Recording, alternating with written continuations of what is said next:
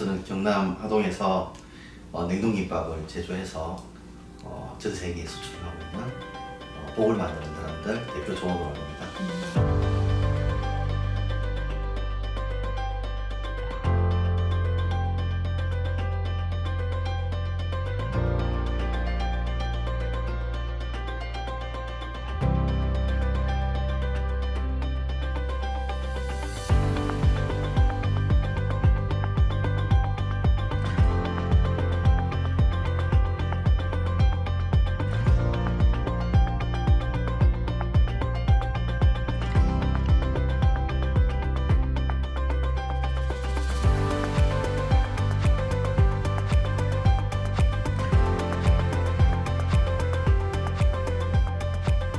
미국, 영국, 그리고 두바이, 카타르,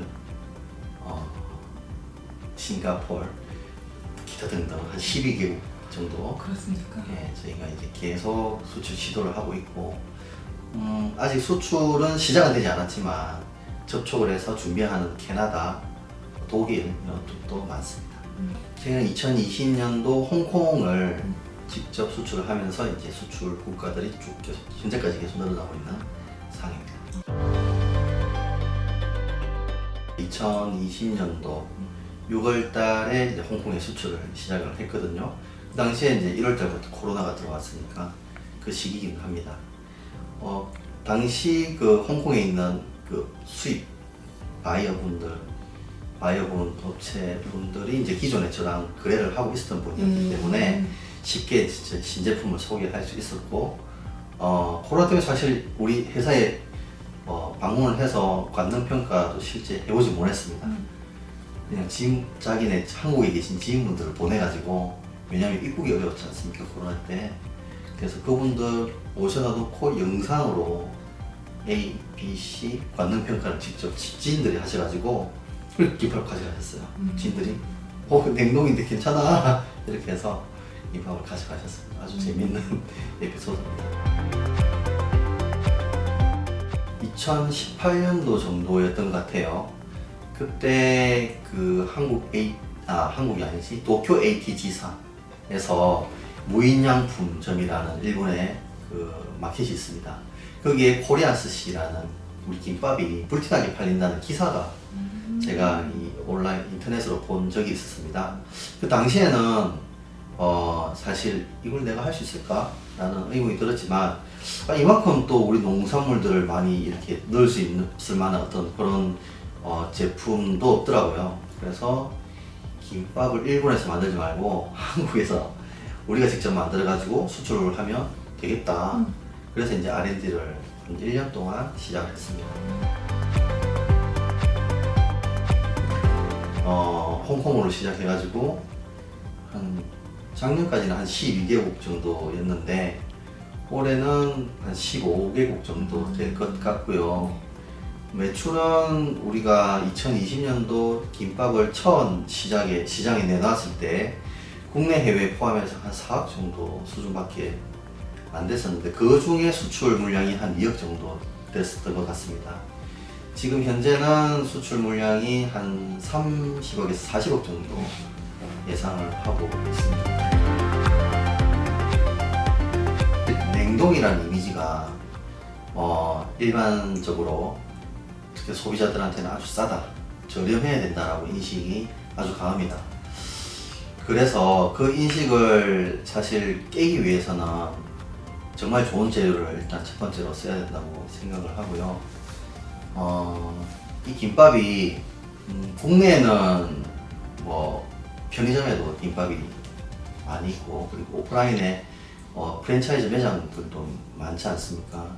근데 냉동김밥이 이제 그쪽에 판매되고 있는 제품들하고 비교가 된다면 사실 더 싸야 되는 게 정상이긴 하거든요. 일반 소비자들이 생각했을 때.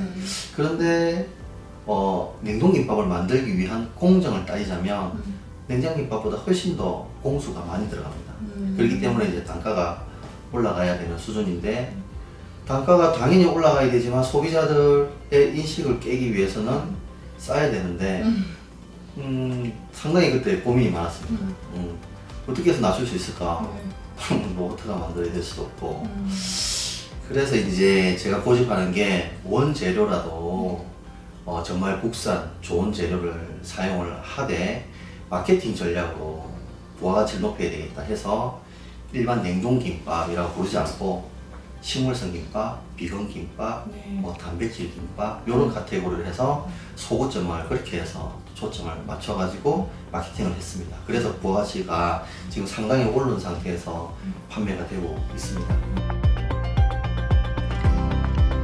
물가가 지금 현재 이제 우리가 김밥을 만들어서 공급하는 소비자가에 이제 좀 맞춰가지고 공급할 수 있는 수준이 가능하다면 물가가 크게 뭐 갑자기 이렇게 오르지 않는 이상은 국산 농산물을 사용할 의사가 있습니다. RPC라든지 그쪽에도 농민들하고 어차피 거래를 하니까 그쪽에서 수매를 해서 깨끗하게 쌀을 가공해서 저희한테 이제 입고시키는 과정을 좀 선호를 하는 편입니다.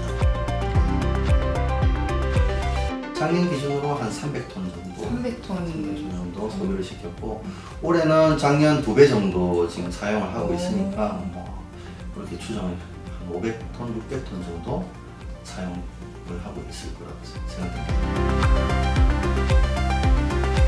당질 제한식 암 환자들이 쌀을 잘 당분 때문에 잘 못 드시지 않습니까? 섭취를 잘 못 하시는데 보통 그래서 이제 뭐 보리, 현미 이런 것들을 많이 조금 섭취를 하시거든요. 소화가 좀 잘 안 되는.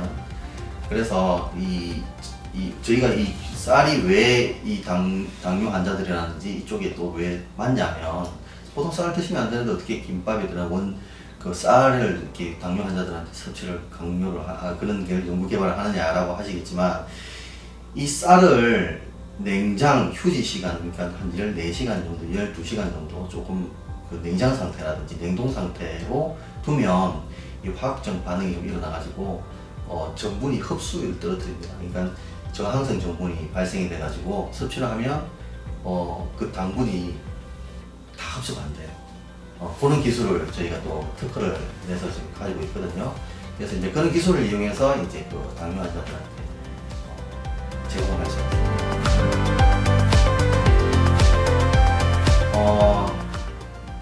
우리가 이제 작은 기업이고 소규모 시골에서 이제 제조를 하지만 이렇게 시골에서 제조를 하고 있는 업체지만 아주 보수적이지는 않거든요. 그러니까 창의적이고 어떻게 하면 더 새로운 사람들이 보지 못한 어떤 그런 제품들을 상당히 R&D를 고민을 많이 합니다. 저뿐만 아니라 다른 가공업체들도 마찬가지입니다.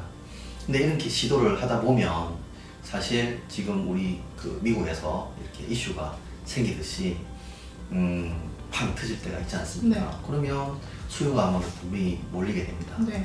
누구도 도전하지 않았던 어떤 그 시장을 개척했기 때문에 빨리 우리가 공급을 또 해줘야 그 분위기가 식지 않지 않습니까? 그죠? 네네. 그러면 사실 이제 우리가 가공을 하게 되면은 설비 투자가 빨리빨리 진행이 돼야 되는데 설비 투자는 사실 자금입니다. 네. 이 자금이 융통이 빠르지 않으면 네. 빨리 저희가 이제 뭐 할 수가 없죠. 아무리 지자체에서 공장 짓는데 허가를 빨리 내준다, 지원을 해준다 하더라도 자금이 빨리빨리 저희한테 확보가 되지 않으면 쉽지가 않은 거죠. 근데 보통 우리 정책 자금 같은 것들은 네. 연초에 다 그냥 소진되고 없는 거죠.